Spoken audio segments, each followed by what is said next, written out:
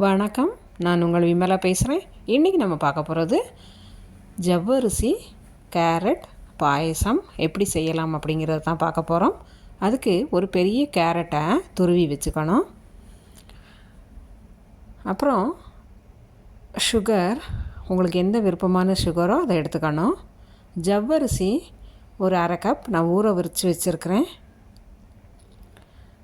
Nuts, என்னென்ன nuts உங்களுக்கு விருப்பமோ அதெல்லாம் போட்டுக்கலாம். முந்திரி, ட்ரை கிரேப்ஸு, ஏலக்காய் பவுடர் நான் எடுத்து வச்சுருக்கிறேன். பாதாம், பிஸ்தா கூட போட்டுக்கலாம். இப்போது தண்ணியை கொதிக்க வச்சுட்டு நம்ம ஊற வச்சு வச்சுருக்கக்கூடிய இந்த ஜவ்வரிசியை போடணும். ஏன் கொஞ்சம் லைட்டாக ஊற வச்சுருக்கோம் அப்படின்னா கொஞ்சம் சீக்கிரம் வேகும். நம்ம உடனே போட்டோம் அப்படின்னா வேகிறதுக்கு கொஞ்சம் டைம் எடுக்கும். இதுனா ஏற்கனவே ஊறி இருக்கு இல்லையா, அதனால் கொஞ்சம் சீக்கிரமாக வெந்துடும். அதுக்காக தான் நம்ம என்ன செய்கிறோம், கொஞ்சம் ஊற வச்சு சேர்க்குறோம். இதை குக்கரில் போடணும் அப்படிங்கிற தேவையில்லை. என்ன செய்யணும், கொஞ்ச நேரம் கைவிடாமல் கிளறிக்கிட்டே இருக்கணும். இல்லை அப்படின்னா அது அடி பிடிச்சிரும். இல்லை அப்படின்னா ஒன்றோட ஒன்று சேர்ந்துடும். இப்போ அந்த ஜவ்வரிசி வெந்துருச்சு. நம்ம துருவி வச்சுருக்கக்கூடிய கேரட்டை சேர்க்கணும். கேரட்டை நம்ம சும்மா பச்சையாகவே சாப்பிடலாம். அதனால் இது ரொம்ப வேகணும் அப்படிங்கக்கூடிய அவசியம் இல்லை.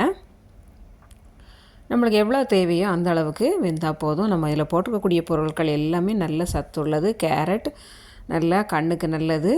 அந்த மாதிரியே ஜவ்வரிசியும் மரவள்ளி கிழங்குலேருந்து எடுக்கிறாங்க, அதனால் அதுவுமே நல்லது. இப்போ நம்ம தேவையான அளவு சுகர் ஆட் பண்ணணும். என்ன சுகரோ, வெல்லமோ, சீனியோ, கருப்பட்டியோ என்ன வேணுமோ நம்ம தேவையான அளவு ஆட் பண்ணிக்கணும். உங்களுக்கு எவ்வளவு சுகர் குவான்டிட்டி தேவையோ அதுக்கு ஈக்குவலாக ஆட் பண்ணிக்கோங்க. ஒரு சிலர் கம்மியாக சுகர் சேர்ப்பாங்க, ஒரு சிலர் அதிகமாக சேர்ப்பாங்க, அதை பொறுத்தது. இப்போ லேசாக கொதிக்கவும் நம்ம காய்ச்சி ஆற வச்ச பால் இருக்குது, அதை சேர்த்துக்கணும். நான் காய்ச்சி ஆற வச்ச பால் தான் சேர்த்துருக்குறேன். உங்கள்கிட்ட கண்டென்ஸ்டு மில்க் இருந்தாலும் அதையும் சேர்த்துக்கலாம். அப்படி சேர்த்திங்க அப்படின்னா உங்களுக்கு ஸ்வீட்டினுடைய அளவை குறைச்சி போடணும். அப்புறம் ஏலக்காய் பவுடர் அதையும் போட்டு லேசாக பால் விட்ட பிறகு கொஞ்சம் லைட்டாக கொதி வந்தால் மட்டும் போதும். இப்போ ஒரு சின்ன பேனில் நெய் விட்டுட்டு அதில் முந்திரி பருப்பு, நட்ஸ் எல்லாம் போட்டுட்டு காஞ்ச திராட்சையும் போட்டு லைட்டாக அந்த நெய்யில் வறுக்கணும். வறுத்த அந்த ட்ரை நட்ஸை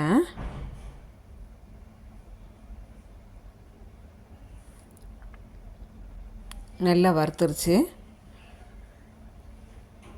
அந்த கிரேப்ஸ் எல்லாம் இப்போ இதை எடுத்து என்ன செய்யணும், நம்ம வச்சுருக்கக்கூடிய அந்த பாயசத்தில் கொட்ட வேண்டியதான். இது ரொம்ப கொதிக்கணும் அப்படிங்கிறது கூடிய அவசியம் இல்லை.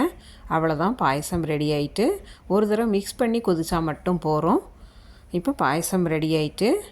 இது இதனுடைய கலரை பாருங்கள், அது நார்மலாக இருக்கக்கூடிய கேரட்டினுடைய கலர் தான் இருக்குது. நான் வேறு எந்த கலருமே ஆட் பண்ணலை. நீங்களும் செஞ்சு பாருங்கள். தேங்க்ஸ் ஃபார் வாட்சிங். நன்றி.